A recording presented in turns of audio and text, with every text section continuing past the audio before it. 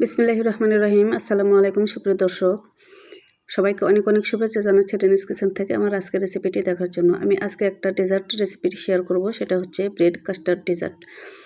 ডেজার্টটি খেতে কিন্তু অসাধারণ। যারা ডেজার্ট আইটেম বেশি পছন্দ করেন আশা করছি তাদের ভিডিওটি ভালো লাগবে। তো চলুন দেখে দেন যাক মূল রেসিপিটি। প্রথমে আমি পাউরুটিগুলো স্লাইস করে কেটে নেব।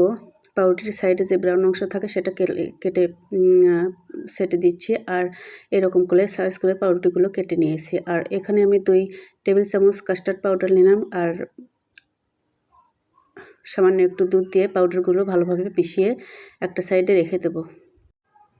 এবার আমি পাউরুটির স্লাইসগুলো ভেজে নেব। চুলাটা অন করে এক টুকরো বাটার আমি মেল্ট করে নিচ্ছি। এখানে আমি বাটার দিয়ে পাউরুটিগুলো ভেজে নিচ্ছি। চাইলে আপনারা সয়াবিন তেল দিয়েও ভেজে নিতে পারবেন। তো এক পাশটা হতে দিব, আর এক পাশটা এভাবে উল্টে পাল্টে একটু ব্রাউন কালার ধরে আসা পর্যন্ত পাউরুটির স্লাইসগুলো ভেজে নেব। তো এভাবে করে সবগুলো পাউরুটি আমি ভেজে নিয়েছি। আমি চলে যাচ্ছি পরবর্তী স্টেপে।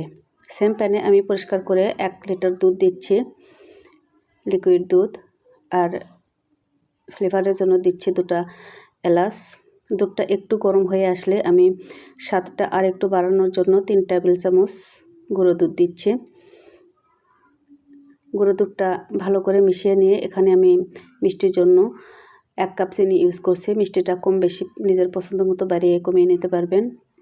দুধটা একটু বলকুটে আসলে আমি যে কাস্টার্ড পাউডারগুলো গুলিয়ে রেখেছিলাম সেটা দিয়ে অনবরত নেড়েচেড়ে 4-5 মিনিট রান্না করে নেব মিডিয়াম টু লো হিটে। এভাবে রান্না করতে করতে দুধটা ঘন হয়ে আসবে, আর আমি এবার প্রায় একটা ছড়ানো পাত্রে পাউরুটি স্লাইসগুলো বিছিয়ে দিচ্ছি, আর যে মালাইটা তৈরি করে রেখেছিলাম সেটা উপর থেকে দিয়ে দিচ্ছি। অর্ধেকটা দেওয়ার পরে আর এক লেয়ার আমি পাউরুটি দিয়ে দিচ্ছি, আবার বাকি দুধটা উপর থেকে দিয়ে দিচ্ছি। আর উপর থেকে গার্নিশের জন্য দিয়ে দিচ্ছি কাঠবাদাম, কাজু বাদাম কুচি করে। আর এটাকে নর্মাল ফ্রিজে 2 ঘন্টার মতো ঠান্ডা করে রেখে পরিবেশন করে নেব। তো আমি ফ্রিজ থেকে বের করে নিয়েছি, এখন ঠান্ডা ঠান্ডা পরিবেশনের পালা। তো দর্শক, আশা করছি আজকে ভিডিওটি আপনাদের ভালো লাগবে। ভালো লাগলে আমার সাথে থাকার জন্য চ্যানেলটি সাবস্ক্রাইব করে নেবেন। আজকে ভিডিও দেখার জন্য সবাইকে অনেক অনেক ধন্যবাদ জানাচ্ছি, আর সেই সাথে আগামী রেসিপি দেখার আমন্ত্রণ জানাচ্ছি। যারা ফেসবুক পেজ থেকে দেখছেন তারাও প্লিজ পেজটি ফলো করে নিতে পারেন এরকম মজার মজার রেসিপি পাওয়ার জন্য। আজকে বিদায় নিচ্ছি। সবাই অনেক অনেক ভালো থাকুন। আল্লাহ হাফেজ।